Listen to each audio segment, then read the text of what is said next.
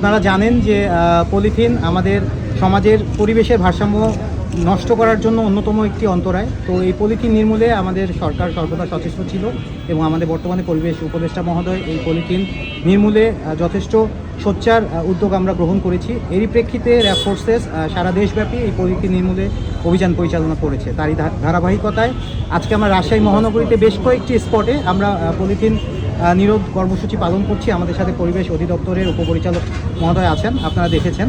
তো আমাদের এখানে মূল লক্ষ্য হচ্ছে পলিথিন যারা পাইকারি বিক্রি করছে, যারা ডিলার বা যে সমস্ত কারখানা থেকে পলিথিনগুলো খুচরা বিক্রেতার কাছে বিক্রি হচ্ছে, তো খুচরা বিক্রেতা তাদের কাছেই পাবে যখন পাইকারি বিক্রেতা বড় পরিমাণে এই পলিথিনগুলো তারা তৈরি করবে বা নিয়ে আসবে। তো তারা যদি এটা তৈরি না করে বা তারা যদি এটা বাজারজাত না করে তাহলে কিন্তু মাঠ পর্যায়ে পলিথিনটা ছড়াবে না। সো আমরা এইভাবেই তাদেরকে মূল লক্ষ্য করে আমরা এখানে কোর্ট স্টেশন, রাজশাহী মহানগরীর হরগ্রাম সুপার মার্কেট আপনারা দেখেছেন ইতিমধ্যে 4-5টা জায়গায় কাজ চলছে এবং রাজশাহী মহানগরীতে একটি বড় কারখানা আছে যেটা কাটাখালীতে। আমরা এখান থেকে আমরা ওখানেও যাব। তো এই অভিযান আমাদের চলমান থাকবে ইনশাল্লাহ।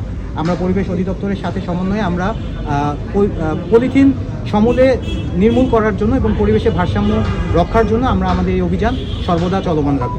ধন্যবাদ।